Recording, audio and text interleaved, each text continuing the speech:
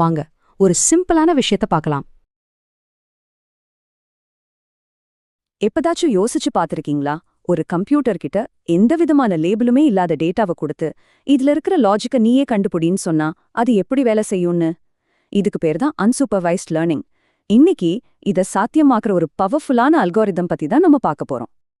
இப்போ இந்த சூழ்நிலைய ஒரு பயங்கரமா கலைஞ்சு போன ரூம் மாதிரி கற்பனை பண்ணிக்கோங்க.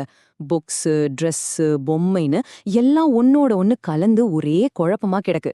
இந்த ரூமை கிளீன் பண்ணுன்னு ஒரு கம்ப்யூட்டர் கிட்ட சொன்னா அதுக்கு எப்படி தெரியும் எந்த பொருளை எங்க வைக்கணும்னு? இதுதான் நாம இப்ப சரி செய்ய போற ஒரு பெரிய புதிர். இதுதான் $1,000,000 கேள்வி. எந்த பேருமே இல்லாத ஒழுங்கமைக்கப்படாத பொருட்களோட குவியல்ல இருந்து ஒரு கம்ப்யூட்டர் எப்படி அர்த்தமுள்ள குரூப்புகளை உருவாக்குது?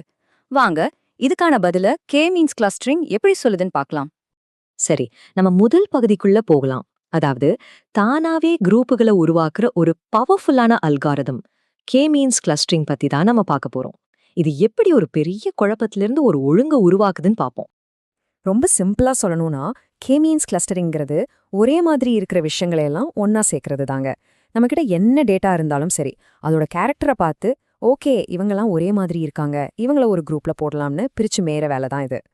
சரி, இந்த குழுக்கள் அல்லது குரூப்ஸ்ன்னு சொல்றோமே, தியரியா கேட்க நல்லா இருக்கு. ஆனா நிஜ வாழ்க்கையில இதுக்கு என்ன அர்த்தம்? வாங்க இந்த டெக்னாலஜி உங்க டெய்லி லைஃப்ல ஏற்கனவே எப்படி ஒரு பார்ட்டா இருக்குன்னு பார்க்கலாம். உங்க ஃபோன் கேலரி எடுத்து பாருங்களேன். நீங்க எந்த ஃபோல்டரும் கிரியேட் பண்ணாமலே சில போட்டோஸ்லாம் பீச் அல்லது நாய்னு தானா பிரிஞ்சிருக்கும். அதே மாதிரி தான் உங்க ஸ்மார்ட் வாட்ச்.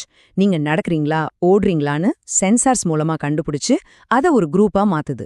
இது எல்லாத்துக்கும் பின்னால இருந்து வேலை செய்யறது இந்த மாதிரி கிளஸ்டரிங் அல்காரிதம் தான்.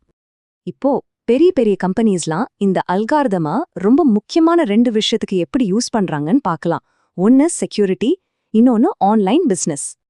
ஆன்லைன் செக்யூரிட்டில இதோட பங்கு ரொம்ப முக்கியம். ஒரு வெப்சைட்ல யாரு உண்மையிலே மனுஷன், யாரு ஹேக்கர் அனுப்பின ரோபோட் அதாவது பாட்னு எப்படி கண்டுபிடிக்கிறது? யோசிச்சு பாருங்க.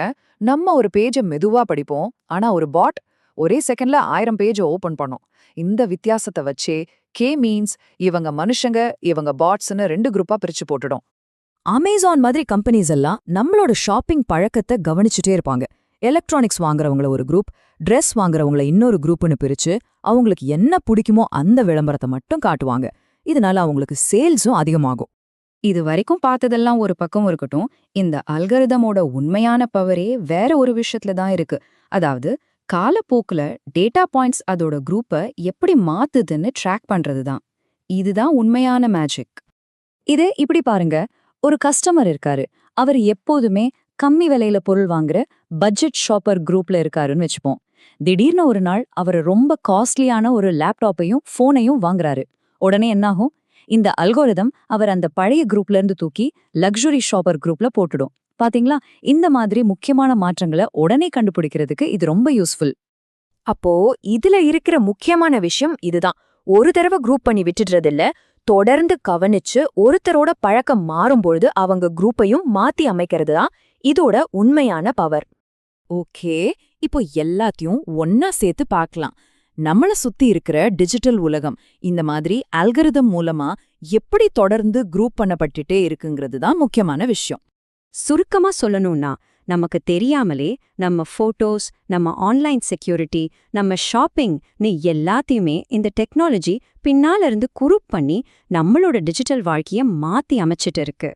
சரி, கடைசியா உங்களுக்கு ஒரு கேள்வி. இன்னைக்கு உங்களுக்கு வந்த விளம்பரங்களையோ இல்ல போன்ல வந்த ரெக்கமெண்டேஷனையோ வச்சு யோசிச்சு பாருங்க. ஏஐ உங்களை எந்த மாதிரியான ஒரு ஆச்சரியமான குரூப்ல சேர்த்திருக்கும்னு நினைக்கிறீங்க? யோசிச்சு பாருங்க.